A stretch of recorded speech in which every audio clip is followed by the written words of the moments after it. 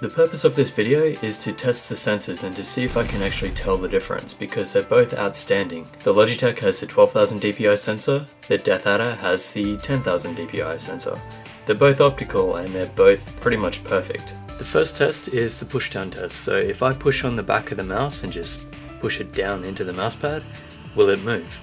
The Logitech G303, yes, it does a little bit. So it goes up, let go.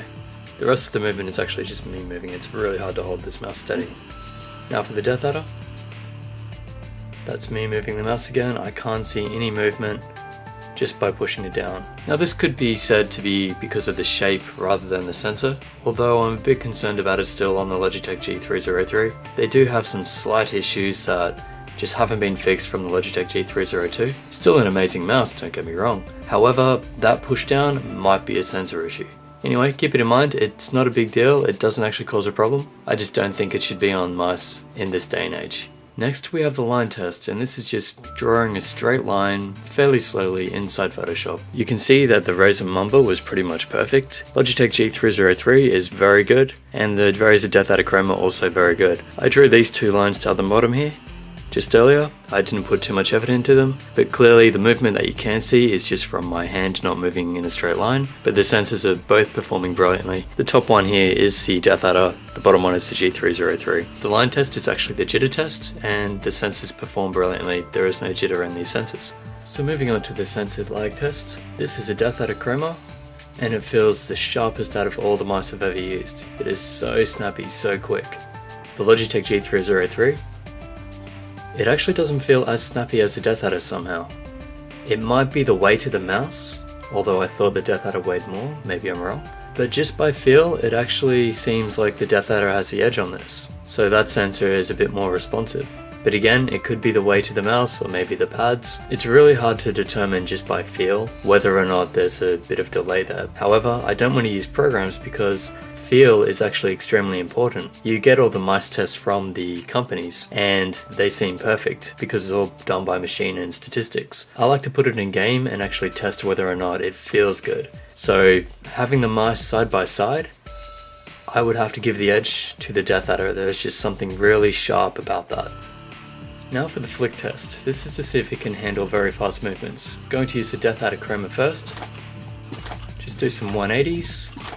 And yeah, this mouse is perfect. I'm a bit uncomfortable at the moment, so I'm not going to be able to do them properly. But you get the idea. Let me just try a really fast one now. Yeah, that's not losing track at all. It's going exactly where it should. Perfect. Just some quick rocket jumps, just to prove that it can do it. And the answer is, of course it can. Not a problem at all.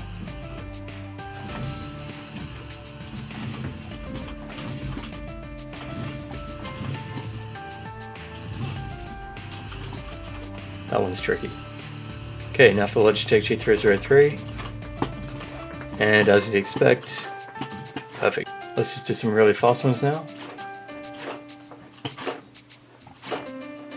Anyone who's throwing it faster than that, I would love to see a video of you in action, because yeah, I cannot make this sensor spin out no matter how fast I throw it. And of course we know that this one can rocket jump because I've used it in all the other videos. Just like that, no problem. Now let's do some precise movements. So this is zoomed in all the way at 1. So as far as you can zoom in Quake. And the Logitech G303 handles it perfectly. The smallest movement that I do, it tracks. Now the DeathAdder Chroma. Again, absolutely perfect. It picks up every movement. But is it smooth? I don't know if you can see this, but I think there's a bit of a wobble in the DeathAdder. Let me try the Logitech G303 again. So I'm not sure if it's me, but it seems like it's much harder to draw a straight line with the DeathAdder than it is the Logitech. So for precise movements, I'm going to have to give this win to the Logitech. So moving around, it's unlikely that you'll notice it unless you're super precise, but I mean your movement alone is going to upset that, so I doubt you will be able to see it. Still, this is a sensor war, so I have to be harsh on both. So Logitech gets a win right there. And lastly, what about lift-off movement? So if I lift the G303 off the mouse mat, this is how much movement I get. Almost nothing, it's just tracking the upward motion, no problem. If I do the same with the DeathAdder, looks like there might be a little bit more movement. But you know, like when you're actually lifting the mouse in game, you're not going to notice that little bit. So none of these problems are big. I have to say that both sensors have been really good, and I'm definitely happy with both. I wouldn't actually worry about using them even in professional play or competitive play. These perform brilliantly. But as I have to choose a winner, well, there's no push down movement on the DeathAdder, so it wins there. It seems to be sharper, so crisper. There's no sensor lag at all on this thing. They have the same sort of lift-off movement, but I think the Logitech G303 wins there. Precise movements, Logitech G303 again. So there's really nothing in it. There are some minor differences, but nothing really substantial or problematic. It's only because I'm nitpicking that I'm even coming up with any of these. I doubt any casual players are going to notice, and even competitive players probably won't worry about them unless they get a defective model. So these sensors are amazing, really nothing to complain about, and it's just the DeathAdder being a bit crisper, maybe, that puts it above the Logitech G303. So if I had to choose a sensor just based on what I've seen today, I would say the DeathAdder has the better sensor, and I'd rather have that in mice. Alright, thanks for watching. Use the affiliate links to Amazon down in the description if you are going to buy one of these mice. That just helps support this channel. Please like and share this video because it does help grow this community. And subscribe because that'll help me get the attention of the mice companies once I reach over, say, 20,000. And of course, any questions or comments, just leave them below. I'll get back to you as soon as possible. And I'll catch you in the next video.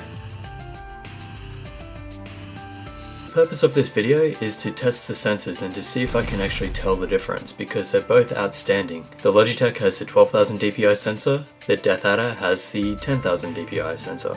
They're both optical and they're both pretty much perfect. The first test is the push down test, so if I push on the back of the mouse and just push it down into the mouse pad, will it move?